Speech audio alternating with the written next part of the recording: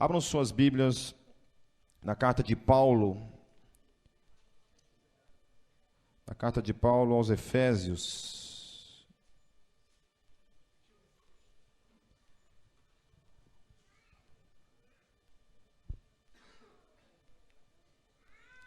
Carta de Paulo aos Efésios, o capítulo 6.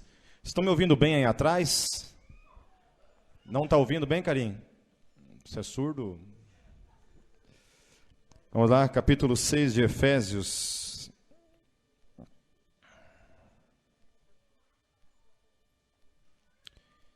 Eu quero ler os versículos de 10 até o versículo 20. Finalmente, fortaleçam-se no Senhor e no seu forte poder.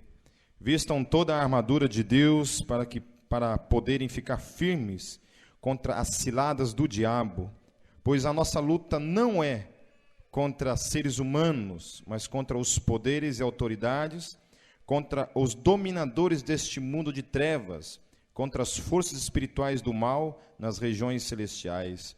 Por isso vistam toda a armadura de Deus para que possam resistir no dia mau e permanecer inabaláveis depois de terem feito tudo. Assim, mantenham-se firmes, cingindo-se com o cinto da verdade, vestindo a couraça da justiça e tendo os pés calçados com a prontidão do evangelho da paz. Além disso, usem o escudo da fé, com o qual vocês poderão apagar todas as setas inflamadas do maligno. Usem o capacete da salvação e a espada do Espírito, que é a palavra de Deus. Orem no Espírito em todas as ocasiões, com toda a oração e súplica, tendo isso em mente. Estejam atentos e perseverem na oração por todos os santos. Orem também por mim, para que, quando eu falar, seja-me dada a mensagem, a fim de que destemidamente torne conhecido o mistério do Evangelho, pelo qual sou embaixador preso em correntes. Ore para que, permanecendo nele, eu fale com coragem, como me cumpre fazer. Vamos orar? Gostaria que você fechasse seus olhos mais uma vez.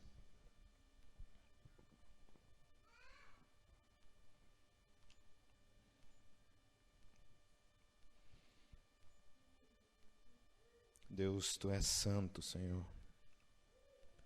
Tu és santo, Senhor, e neste lugar está a menina dos Teus olhos, Senhor. Aqueles a quem o Senhor ama, aqueles a quem o Senhor entregou o Seu próprio Filho, Senhor. Nós viemos neste lugar, Senhor, e cremos que foi o Senhor quem nos trouxe aqui.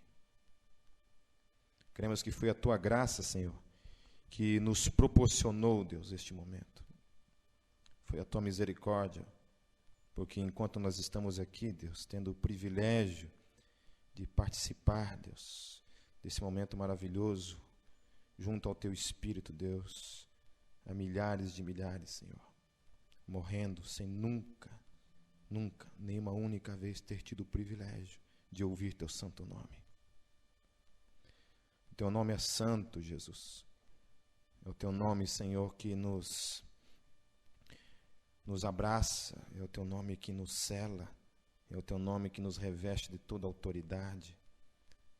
É no Teu nome, Senhor, esse nome que é santo, santo, santo, e que está acima de todo nome, o qual todo joelho se dobrará, Senhor, e toda língua confessará.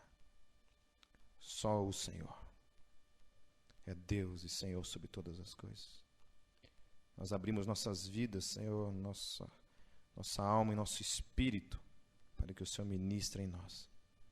Em Teu nome, Santo Jesus, nós oramos. Amém. C.S. Lewis, ele fala algo interessante relacionado a essa questão daquele que é o inimigo da minha alma e da tua alma. Há duas formas de você se relacionar que são de alguma forma perigosas quando a gente está tratando daquilo que a Bíblia chama de demônio, de Satanás, de inimigo, de Beelzebul, de espírito do mal, anjo caído, coisa ruim, Ozzy, sei lá, Ed do Iron Maiden, né? Cada um dá um nome a ele. A moral da história é que o Ozzy, quando você se relaciona na sua vida, você tem duas formas, às vezes, de se relacionar. Uma delas é você ignorar por completo, você simplesmente tomar uma postura diante da vida e dizer: o diabo não existe. Tudo é fruto da humanidade, não há um poder espiritual agindo neste mundo, portanto, ignore-o, né? E tudo é gente mesmo que faz, não há nenhum tipo de influência do diabo. E a outra forma também é supervalorizar isso, transformar o diabo em um ser praticamente do mesmo pé de igualdade, poder, né, que Deus. Então, essa semana no seminário me fizeram uma pergunta relacionada àquela passagem que diz assim, que o diabo está ao redor, né? Quem que é esse que está ao nosso redor, pronto a nos tragar a todo momento, né? Quem é esse? Quem é esse? Esse é o líder dos demônios, é o tal do Beelzebul. Quem que é esse ser que está ao nosso redor, pronto a nos tragar? E a questão é que Pedro, quando está falando disso, ele está falando que é todo o espírito contrário a Deus, todo tipo de demônio, todo tipo de intriga que nasce do inferno, que está ao nosso redor, e isso é o que a gente pode chamar de diabo. O diabo, no original, ele significa acusador. Então, ele está ao nosso redor, pronto a buscar uma brecha na sua vida, aquela brecha que você e eu sabemos que muitas vezes nós deixamos escancarados. Ele está pronto a fazer uso dessas brechas para aprontar, para fazer aquilo que está nas artimanhas dele, né? Então, são duas formas de você lidar. Uma delas é você, então, ignorar 100%, você fala: isso não existe. Isso aí, sei lá. O cristianismo inventou essa conversa para, de alguma forma, oprimir, né? Sei lá, deixar que as pessoas ficassem com medo do inferno, mas na moral da história é que não existe. E a outra forma é você supervalorizar. É você afirmar, porque quando a gente afirma que, quando Pedro está dizendo ali, que aquele cara que está ao nosso redor é de fato aquele que alguns chamam de Lúcifer, de Beelzebul, há um problema relacionado a isso. Primeira coisa é que o diabo não é onipresente, né? Então o diabo não está em todo lugar, todo momento, sabendo de todas as coisas. E às vezes as pessoas supervalorizam o diabo de uma forma que deixa Deus e o diabo, né, no mesmo pé de igualdade. Então o diabo não é onipresente, não está em todo lugar, não sabe de todas as coisas e não é onipotente. Existe sim, não ignoramos, porém também não supervalorizamos a questão. Quando a gente lê Paulo falando sobre armas espirituais, né, Paulo nesse contexto ali, falando aos Efésios, ele chega a um ponto em que ele diz assim: olha, gente,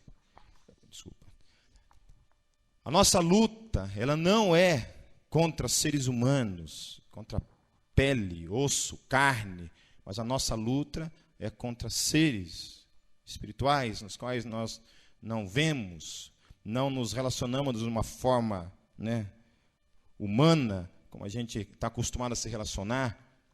Diz que Calvino, certa vez, estava dormindo, e ele percebeu uma presença sinistra no quarto, né? E quando ele acordou, ele viu literalmente o Ozzy, né? O Ozzy no quarto dele. E ele acordou, viu, ele falou assim: é você? E voltou a dormir, né? É você? E voltou a dormir. Tem algumas pessoas que, se tivesse ali, tinha feito uma entrevista, né, perguntado qual o signo dele, que time de futebol que ele torce, né? Com certeza tinha feito um altarzinho ali, né, de alguma forma, porque eu já conheci gente na estrada que sabe tudo do diabo. Sabe tudo. Decorou todos os livros que falam do diabo nesse mundo, né? Mas se você perguntar se você sabe João 3,16 de cor, ele vai falar: o Senhor é meu pastor, nada me faltará, né? Ele vai falar dessa maneira. Tá certo?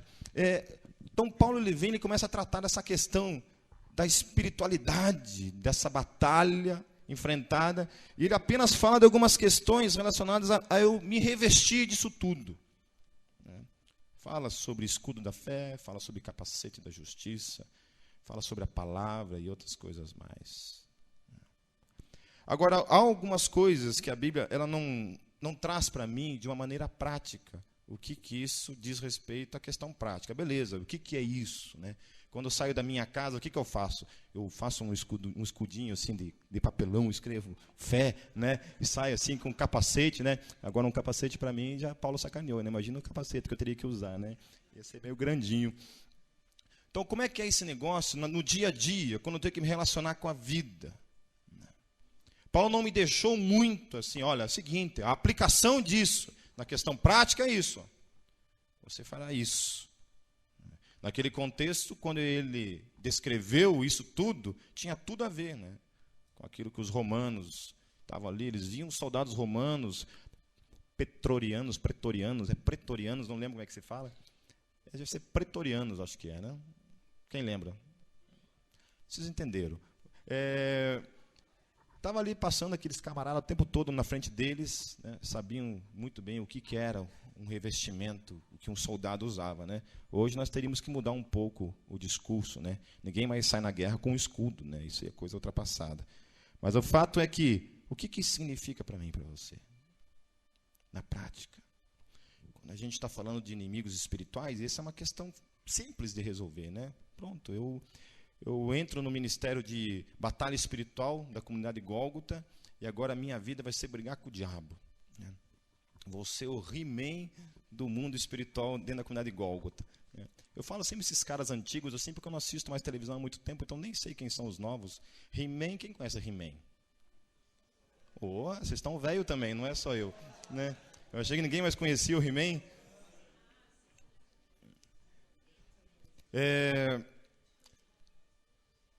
Como é que isso funciona? Então, estou dentro do Ministério de Intercessão lá, né? E uma das coisas também interessantes quando se fala de batalha espiritual é que geralmente você vai reduzir isso a esse movimento, né? Pessoas que estão no Ministério de Intercessão. Tem gente que foge da intercessão, né? Falou em intercessão, é mais como se você falasse do diabo, né? Por que isso? Os testemunhos que você escuta é que geralmente quem se propõe a orar, quem se propõe a interceder, geralmente está tomando uma linha de frente, literalmente, nessa guerra contra o diabo. Também acho que quem está tratando com evangelismo também está na linha de frente, uma briga com o diabo. Eu acho que todo aquele que se propõe a servir, automaticamente se colocou na linha de frente para brigar com o diabo.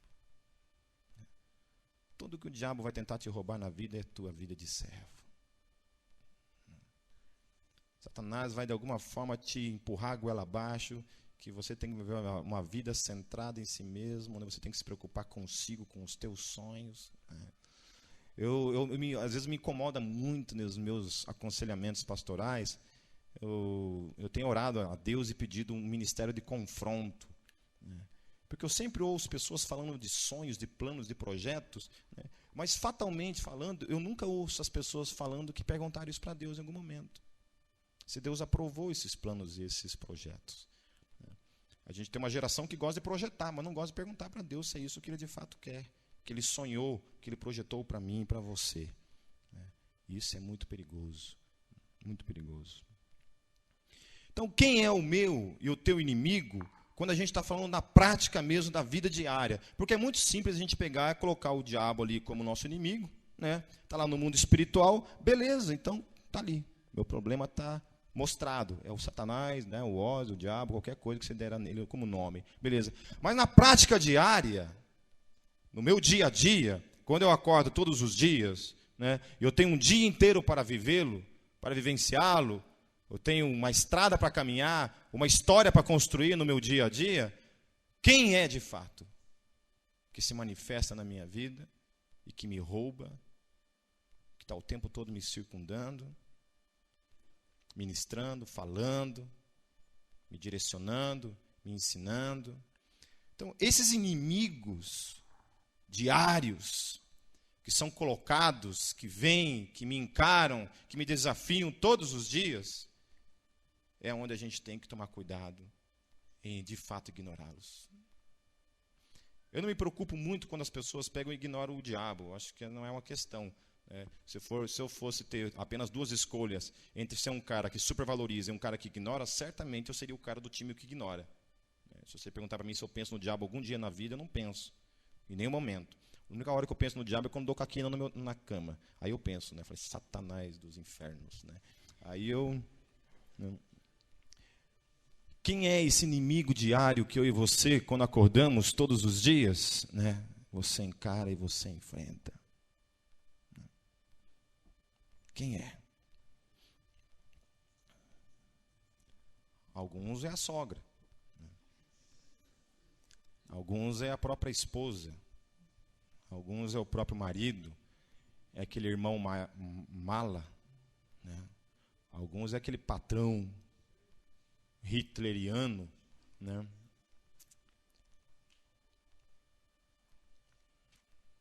Alguns, de repente, é o trânsito, né? O trânsito é o inimigo número 1, né? Semana passada foi interessante. Eu já fui um cara muito esquentadinho no trânsito, assim. Aqueles que queriam sair e bater em todo mundo, né? E Deus há muito tempo tem trabalhado isso na minha vida. Umas 2 semanas atrás eu parei na frente de uma farmácia. Eu fiquei parado esperando o cara vir. E o cara, eu não sabia, ele também estava esperando eu passar. A moral da história é que ficaram os dois parados, um esperando o outro. Enquanto isso, eu abri a porta para que a Kelly descesse, né? E eu vi que ele ligou o carro e veio, passou bem raspando a minha porta, abriu o vidro assim. Você é burro mesmo, hein, cara? Né? Naquela hora,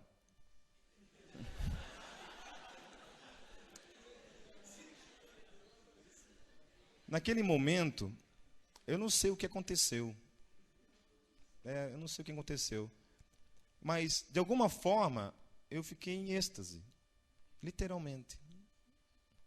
Eu fiquei em êxtase por alguns segundos ali. De alguma forma, algo tomou conta de mim. E eu peguei... Eu fiquei em silêncio, assim. E ele foi saindo e me xingando, né? 1 segundo antes, eu quis dar ré no carro e amassar todo o carro dele. Quando ele me xingou, ele foi passando e me xingando, né? Aquele segundo, quando eu fui, eu entrei em êxtase. Em 1 segundo para o outro, eu entrei em êxtase e eu pensei comigo.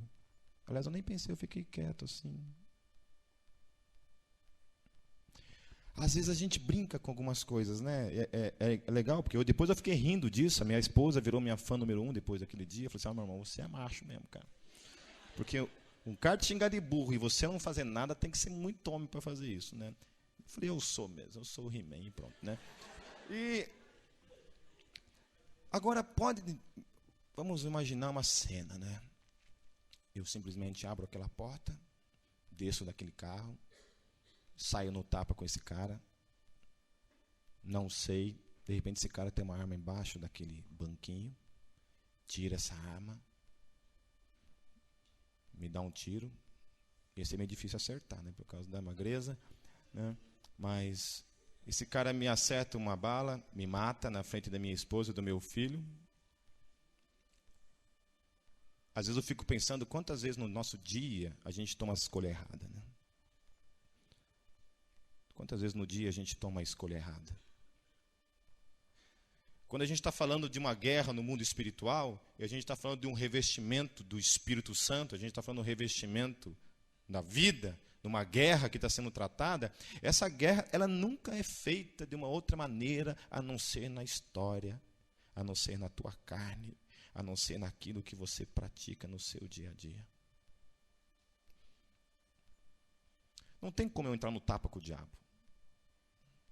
Eu não estou dizendo que a minha intercessão, a minha oração, a minha consagração e o meu jejum não tem um poder que abala as portas do inferno. Mas tem uma coisa que abala muito mais o inferno. É a minha ação no dia a dia. É quando eu escolho fazer o contrário daquilo que esse mundo me dita como regra. Naquele momento ali, eu ouvi uma voz dizendo assim, dá uma rezinha, pega esse velho pelo pescoço, quebra ele no meio. Mas uma voz tomou conta de mim e disse, não. De alguma maneira sobrenatural. Você vence o diabo quando você escolhe falar a verdade acima de todas as coisas. Quando você, todos os dias, você é desafiado talvez a falar o contrário e você decide ser verdadeiro nesse mundo. Você decide falar a verdade, você decide ser justo, Você decide simplesmente não dever nada a ninguém, procura pagar suas dívidas, procura não ficar sendo aquela pessoa mal vista por todas as pessoas que estão à sua volta. É quando você decide viver uma vida de justiça, quando alguém não tem nada para falar de você. A Bíblia, quando ela fala de pastores, ela fala assim, que sejam irrepreensíveis. Eu acho que isso foi mal colocado. Eu vou discordar de Paulo nesse sentido. Lá no céu eu me acerto com ele. Porque eu acho que, de alguma forma, quando é dito essas coisas, se tem a entender que só eles que tem que ser. Eu vou escrever a Bíblia segundo o Pipe, e eu quero colocar lá, né? Todos nós temos que ser irrepreensíveis diante de Deus. Irrepreensíveis. O que é uma pessoa irrepreensível, Rafa? O que é uma pessoa irrepreensível para você? Santa, algo mais. O que você acha, João? Sem o quê? Sem falhas? O que você acha, G? Que não se pode repreender, que não tem nada para repreendê-lo, né? A vida dele é íntegra. Ele não tem nada para ser repreendido por ninguém.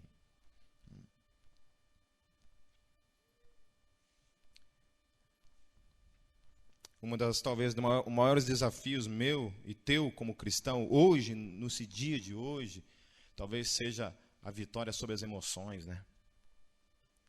Acho que vencer as nossas emoções talvez seja o nosso maior desafio na caminhada com Deus. Vocês não acham? Não sei como é que vocês se relacionam com isso, mas como é difícil, né? Porque a gente acorda, primeira coisa, eu quero orar.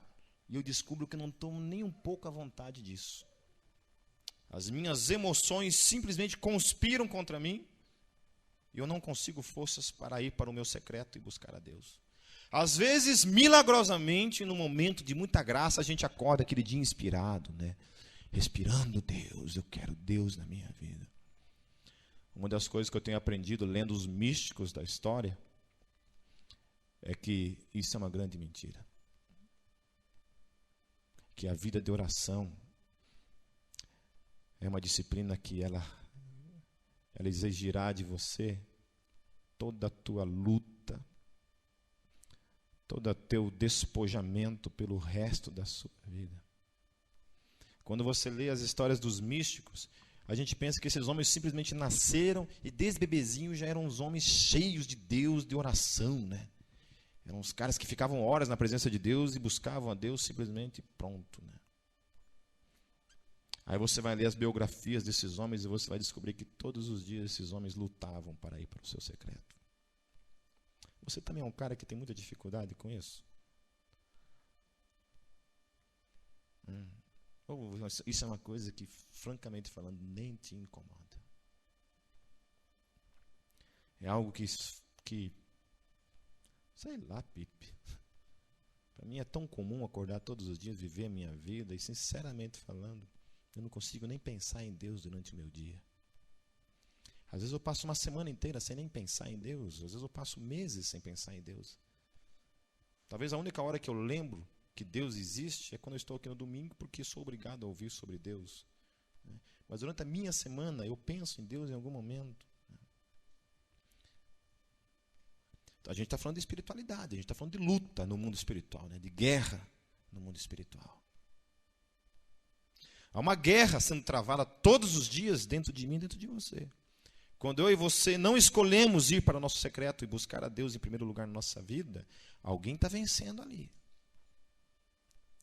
Alguém vence essa guerra todos os dias na minha vida e na tua vida. Quem é que está vencendo?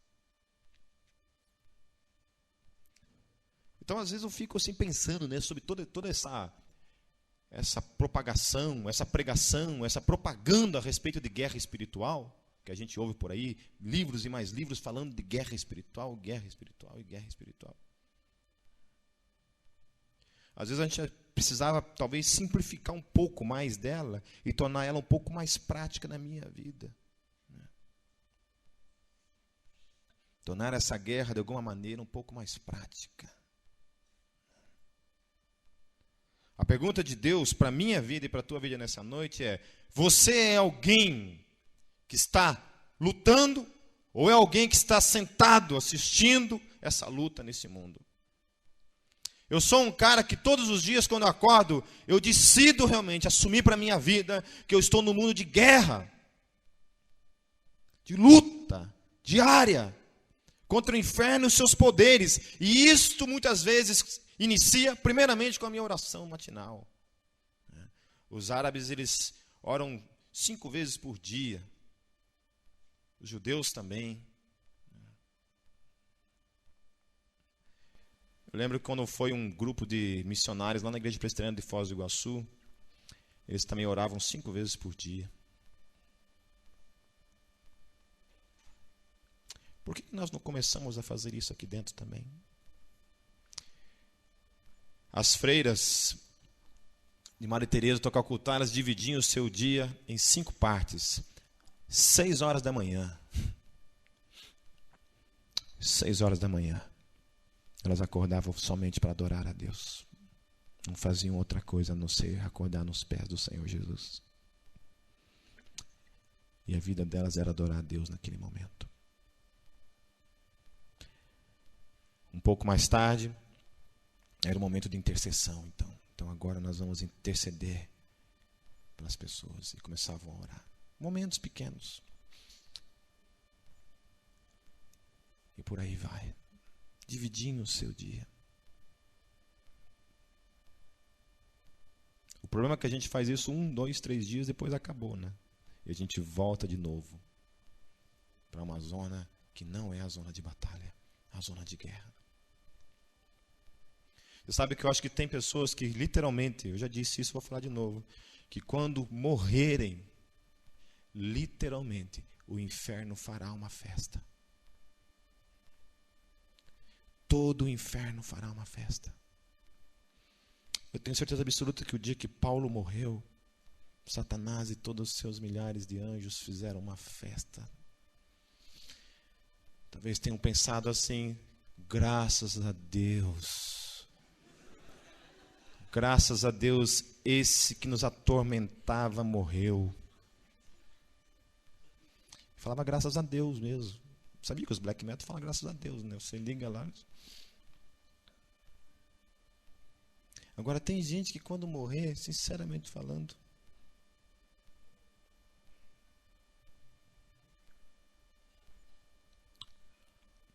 se você morresse hoje, se hoje fosse o dia em que seus olhos fechassem para este mundo,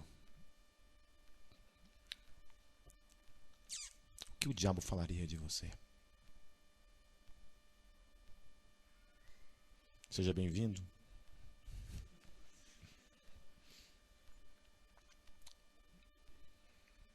Ou ele faria uma oração de gratidão a Deus porque levou você.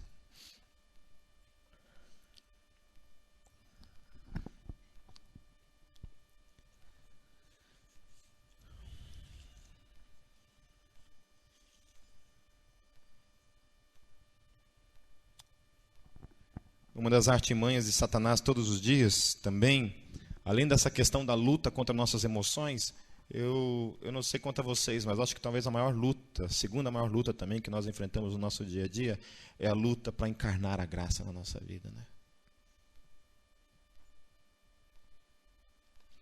O diabo é tão astuto nesse sentido, porque a igreja mal tinha nascido, mal tinha saído do Pentecostes, mal tinha cheiro de vida nova, cheio do Espírito Santo. A igreja mal tinha esse cheiro e já lá no meio dela brotaram, nasceram todo tipo de fariseu, né, com seus legalismos, trazendo de alguma forma sobre a igreja algo que Jesus tinha libertado ela.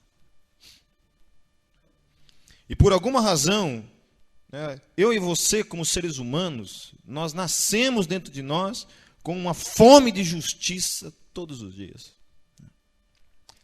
C.S. Lewis fala que essa é talvez uma das maiores marcas da existência de Deus. É por que eu e você temos fome de justiça? Por que eu e você achamos injusto quando a gente está na fila do banco, chega um cara, corta a nossa frente? E a gente fala, isso é injustiça. Por que eu fico bravo quando estou no trânsito e um cara me fecha? Eu acho isso uma injustiça. Por que eu fico bravo quando eu tenho que pedir perdão por uma coisa que eu não fiz? Eu tenho que engolir o meu orgulho, porque isso é uma injustiça. Essa injustiça que eu, dentro de mim, de você, todos os dias clamam por Deus, é o maior indício de que existe um Deus sobre todas as coisas. Eu e você clamamos por Ele. Clamamos por justiça na nossa vida. A gente olha o telejornal e a gente vê um cara que mata uma criança, alguém que bate numa criança. E a gente fica doido, né? Nossos olhos se enchem de fúria. Se nós pudéssemos pular para dentro daquela televisão e matar o cara no dente, com uma colher, com um palito de dente, né? Alguma coisa, cortar cada pedacinho dele, né? Uma vez eu vi uma cena de um traficante batendo numa criança que era filha de um outro cara que devia para ele. E esse cara bateu nessa criança na frente das câmeras, um bebezinho. Acho que tinha 3 anos de idade, nem isso. O Brasil inteiro ficou louco da vida. E aquele dia eu falei, eu já era pastor cheio do Espírito Santo, eu falei, Deus, por favor, me dá a graça de picoteá-lo. Me dá a graça de pegar um canivete e... Porque o senso de justiça clama dentro da gente, né? E aí esse senso de justiça, muitas vezes, ele é nosso inimigo. Né? Porque a gente falha, a gente erra. Aí, meu amigo, quando a gente pesa a nossa justiça, a gente pesa a graça de Deus, sempre a nossa justiça vence. Porque a gente não consegue se perdoar. Você quer vencer uma guerra contra o inferno? Vença as suas emoções e caminhe pela fé. Você quer vencer uma guerra contra o inferno? Vença o teu senso de justiça e se apegue na graça e no perdão de Deus, que é a única coisa que pode te fazer caminhar. Eu só estou aqui hoje porque a graça é uma carne na minha vida. Porque se dependesse dos meus pecados, há muito não estaria mais caminhando na fé cristã. Você precisa encarnar isso. Eu estou quase encerrando, gente.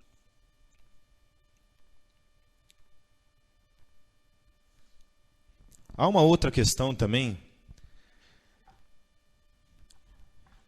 que é um grande inimigo que tem se levantado dentro da igreja mesmo, né? Você ouve hoje uma teologia que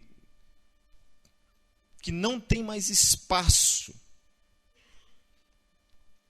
não tem mais lugar para a cruz.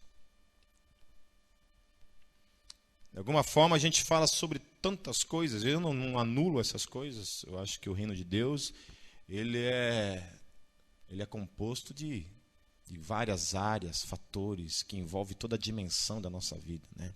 Às vezes os ateus têm um sério problema com isso, né? Porque eles conseguem pegar o cristianismo e separar ele em partezinhas, né? Então, se Deus disse assim, ó, que entre 2 animais de cada espécie, ponto. E daqui a pouquinho Deus fala assim, e mais 7 animais de outra espécie, ponto. Não. Se Deus falou 2, tem que ser 2 e ponto. Se Deus daqui a pouco falou 7, não tem xixi na nega. E aí acabou. Então, muitas vezes a gente pega o cristianismo também, a gente consegue divini-lo, né? Diluí-lo em partes, assim, né? Fazemos dele. Mas eu não estou dizendo isso, mas estou dizendo também que muitas vezes dentro da igreja a gente não tem mais espaço para a cruz. Eu ficava tão feliz nos meus primeiros anos de conversão, e porque eu ainda sou feliz porque hoje isso se tornou uma prática na minha vida, então eu não tenho nenhum tipo de dificuldade com isso, mas eu lembro a primeira vez que Deus pediu para mim pedir perdão para uma pessoa. E era um cara que eu não engolia nem que a vacatuça. Era um cara que literalmente era um espinho que ficava atravessado na minha garganta. Eu odiava aquele cara. E Deus falou para mim assim, agora você vai levantar de onde você está e você vai até essa pessoa e você vai pedir perdão para essa pessoa. E aquele dia, então, lá no meio do culto, lá na igreja presbiteriana, eu levantei, fui até esse cara e falei assim: irmão, eu quero pedir perdão para você. Eu nem sei o que eu fiz para você. Eu sei que você não olha na minha cara e a gente tem um sério problema de relacionamento e eu queria pedir perdão para você porque eu não quero passar o resto da minha vida sem olhar na tua cara e você na minha. Quero te pedir perdão. E ainda o irmão olhou para minha cara e falou assim: irmãozinho, você realmente é um cara difícil de engolir. Falei: amém, irmão. Irmão, né, Charlie? Agora, algo aconteceu aqui dentro, naquele dia. Sabe, eu acho que talvez essa propaganda triunfalista que eu e você temos ouvido e que a gente não conseguiu desencarnar da nossa vida, né? Eu acho que você ser um derrotado não é o que eu estou dizendo nessa noite. Mas estou dizendo que muitas vezes Deus tem usado a vida para te ensinar humildade. Deus tem usado a vida para te ensinar a ser menor, cada vez menor. Talvez Deus esteja usando a vida e a única forma talvez que Ele tenha de fazê-lo é dessa forma, para te tornar um pouco parecido com o que Jesus foi. A gente não permite que o nosso orgulho, que o nosso ego seja tocado. Se ele é tocado, o bicho pega. Qual foi a última vez que você pediu perdão para uma pessoa? Qual foi a última vez que você se levantou para orar de madrugada, para buscar o Senhor teu Deus? Que você conseguiu vencer o teu conforto, o teu sono e se levantou para buscar aquele que nós dizemos todos os domingos aqui que nós amamos. Eu louvo a Deus porque quando a gente fala para Deus que a gente ama, quando a gente cantou aquela música, né, te amo mais que a vida. Eu acho que os compositores de hoje, eles são ousados nas suas palavras. E eu não estou dizendo o contrário a isso, porque senão nós não estaríamos cantando isso aqui, né? Mas quando a gente fala essas coisas, né, te amo mais que a vida. Há um poder nisso, né? Como é que Deus ouve isso quando eu falo isso para Ele? O que isso soa nos ouvidos de Deus, né? Eu me consolo e eu ouso cantar essa música sempre que ela é cantada, porque eu olho para a vida de Pedro, porque eu olho para a vida de Davi, e é baseado neles que eu ouso dizer para Jesus que eu amo. Porque naquele momento, naquela praia, Jesus chega para Pedro e fala assim: Pedro, você me ama? E Pedro responde o quê? Sim, eu te amo. Jesus pergunta 3 vezes para aquele cara. Quando você lê os Salmos de Davi, como é que aquele cara conseguiu tamanha graça e revelação de Deus para descrever Deus da maneira como ele descreveu? Queria desafiar vocês a um exercício diário, talvez. Semanal, mensal, anual, você que sabe. Que você compre uma agendinha e você escreva nessa agendinha palavras de amor para Deus todos os dias. Exercite isso. Na igreja presbiteriana nós tínhamos um momento muito gostoso no sábado à noite, na hora do louvor, que a gente parava tudo, parava todas as músicas, e o líder do louvor desafiava, falou assim: olha, agora eu quero que pessoas se levantem e falem frases de amor para Deus.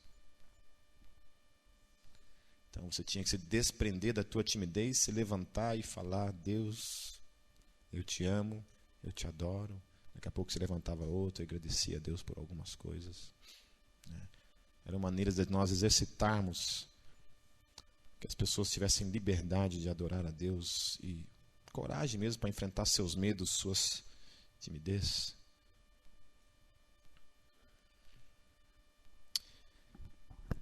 Guerra espiritual. Guerra espiritual. Mas é uma guerra espiritual travada na história, na minha vida e na tua vida todos os dias. Se você vencer suas emoções, se você conseguir vencer teu senso de justiça, e se você conseguir entender que cada situação da sua vida, Deus só está permitindo porque Ele te ama. É difícil muitas vezes a gente entender o amor de Deus em algumas coisas, né?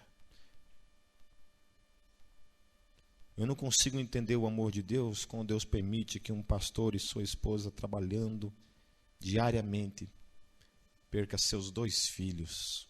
Eu não consigo entender o amor de Deus nessas coisas. Mas eu não consigo entender. Não significa que o amor não está ali.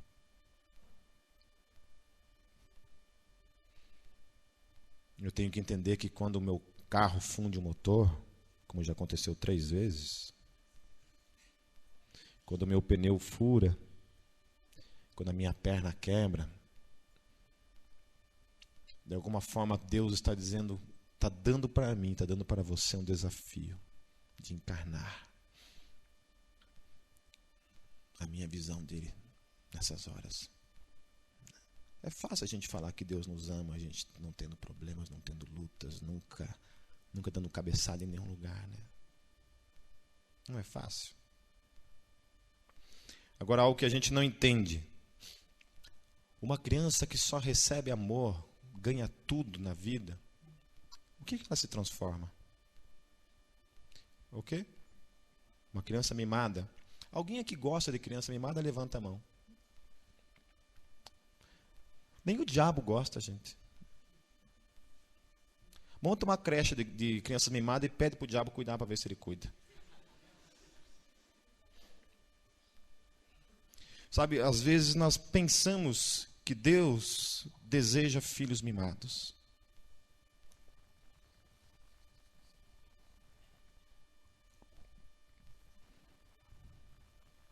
Eu assisti um filme chamado Rocky Balboa.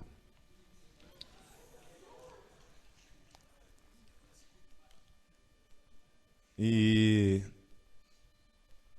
o Rocky fala uma coisa nesse filme que eu assisti ontem, essa semana inteira eu assisti os Rocks. Assisti os 6. Eu tenho 4 em casa, daí fui lá e aloquei os últimos 2. E eu confesso para vocês que ontem e hoje eu fui impactado pela mensagem desses filmes, principalmente do número 5 e do número 6. Teve uma coisa que o Rocky fala ali para o filho dele no último. Ele diz assim: ninguém baterá mais em você do que a vida. Ninguém baterá mais em você do que a vida.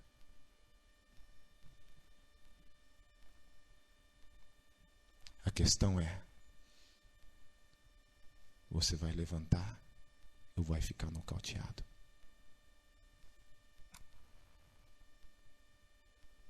Quando você fica nocauteado, Satanás ri da tua cara. Era muito lindo ver, né? Que os caras batiam 14 rounds na cara do Stallone. No último round, os caras ficavam loucos, né? Os caras falavam, meu Deus, como esse cara aguenta tanta porrada? Eu acho que o diabo, quando olha para mim e para você, ele tem que dizer a mesma coisa.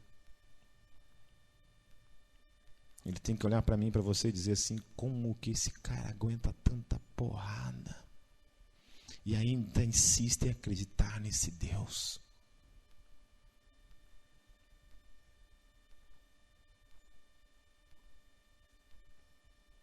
E ainda insiste em acreditar nesse Deus.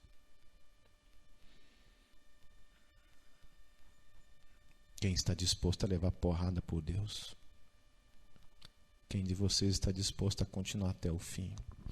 A levantar toda vez? Não aceite ser nocauteado por Ele. Não aceite. Não aceite. Não adianta nada. Não adianta nada nós falarmos do diabo, falarmos de luta, se na minha vida diária eu não tenho vencido ele em todas as minhas escolhas. Quando eu escolho não ir para a internet, usá-la para o lixo, quando eu escolho nas minhas caminhadas na vida, no dia a dia, as minhas e as tuas escolhas. Feche seus olhos.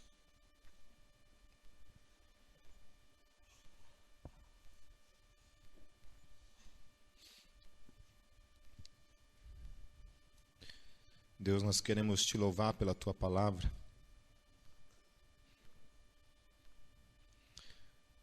Nós precisamos mesmo estar revestidos, Pai, de todas as armas que o Senhor nos deu. As nossas armas não são carnais, mas são sim espirituais, poderosas em Ti, Senhor. Mas a nossa luta é travada, Deus, na vida, na história, Senhor. É nas minhas escolhas todos os dias, Pai, que determinam as minhas derrotas e as minhas vitórias, Senhor. Eu quero te louvar porque mesmo quando a gente cai, a tua graça nos levanta, Senhor. O que seria de nós sem a tua graça, Senhor Jesus? O que seria de nós? Deus, nos ajude a vencer nossas emoções, Deus, que tem nos roubado do nosso secreto contigo. Nos ajude a vencer a nossa justiça, que sempre nos diz que os nossos erros são maiores que o teu sacrifício naquela cruz, Senhor. Oh, Santo Deus, nos ajude, Jesus, nos ajude. Que o Senhor caminhe, conduza a tua igreja em paz, Senhor. Que essa palavra, Deus, em nome de Jesus, se torne carne na nossa vida, Senhor. Que a gente consiga, Deus, se colocar, Deus, como alunos na vida. A gente sabe que a vida tem de toda forma tentado nos roubar do Senhor. Mas a gente crê, Deus, na tua palavra, quando ela diz que a obra que o Senhor iniciou na nossa vida, o Senhor completá-la. O Senhor completará.